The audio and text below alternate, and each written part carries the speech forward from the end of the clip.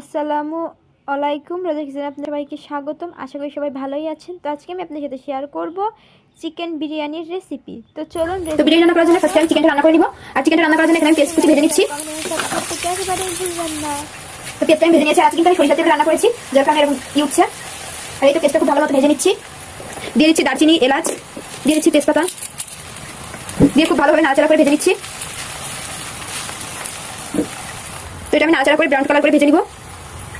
তো brown colour করে ভাজা হয়ে গেছে। এখন আমি দিয়ে দিব আদা বাটা, রসুন বাটা, জিরা বাটা দিয়ে খুব ভালোভাবে নাড়াচাড়া করে কষিয়ে নিব। তো মশলার কালার হতে আমি সামান্য পরিমাণে হলুদ দিব, স্বাদ মতো লবণ দিব, দিয়ে নাড়াচাড়া করে দিব। জাস্ট 1 টেবিল চামচ শুকনো মরিচের গুঁড়া দিব, কালার হতে না। এখানে আমি কাঁচামরিচ ইউজ করবো। তো আমি সামান্য পরিমাণে পানি দিয়ে আবার মশলাটা কষিয়ে নিব।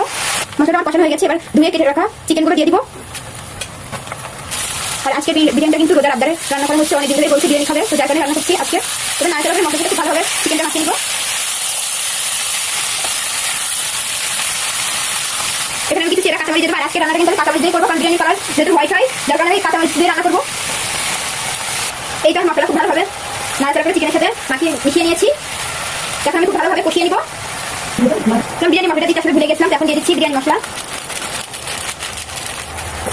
এখানে অনেকটা পরিমাণে বিরিয়ানি মশলা দিচ্ছি, দিয়ে আবার নাড়াচাড়া করে নিচ্ছি। এটা হলে মাংসটা কষানোর সময় দেয়। মশলাটা যখন কষাই তখন কিন্তু বিরিয়ানি মশলাটা আমার জাস্ট লেট হয়ে গেছে, দিতে ভুলে গেছিলাম, তারপরে স্কিপ করে ফেলছিলাম। তো এই যে আমি পরে দিয়ে দিচ্ছি। তো এটা অবশ্যই বিরিয়ানি মশলার সময় দিবেন। তো সামান্য পরিমাণে পানি দিয়ে মশলাটা আবার কষিয়ে নেব। তো মাংসটা আমার কষানো হয়ে গেছে। এখন আমি ঝোলের পানি দিয়ে দেবো। এটা আমার ঝোলের পানি দেওয়া হয়ে গেছে। এখন এটা আমি ঢাকা দিয়ে দেবো, চিকেনটা সিদ্ধ হতে দেবো ঢেকে। এটা আমি চিকেনটা ঢাকা দিয়ে দেবো। আর এদিকে আমি পোলাও চালটা ভেজে নিচ্ছি। নিয়ে এটা আমি কুক করে তারপরে হলো চিকেনের সাথে কুক করবো। এটা কিন্তু আমি রান্না করে এরপরে চিকেনের সাথে কুক করবো। 95% আমি রান্না করে নিব। এই তো আমি রাইসটা কুক করে নিয়েছি। এরপর একটু চিকেনটা দিয়ে দিব। রাইসটা কিন্তু আমি 1/2% কুক করে নিয়েছি, মানে 95%। এরপর আমি চিকেনটা দিয়ে দিব। এটা আমি চিকেনগুলো দিয়েছি, এবার রাইসটার সাথে খুব ভালোভাবে মিশিয়ে দিব। আর এখানে কিন্তু আমি আলু দিয়েছিলাম। আসলে ওই টাইমে আমার ক্যামেরাটা অন হয়েছিল না, যার কারণে ভিডিওতে দেখাতে পারিনি। এখানে কিন্তু আমি আলু দিয়েছি। আপনার বিরিয়ানিতে কিন্তু আলুটা না দিলে ঠিক জমে না। আমি এইটা ভালোভাবে নাড়িয়ে একসাথে মিশিয়ে নিচ্ছি রাইসের সাথে চিকেনটা। এখন আমি দিয়ে দিচ্ছি চেরা কাঁচামরিচ, দিয়ে আবার ভালোভাবে নাড়াচাড়া করে নিচ্ছি।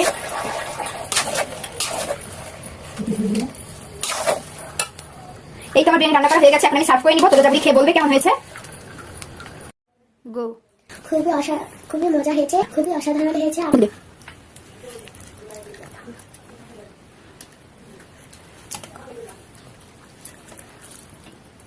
কেমন হয়েছে?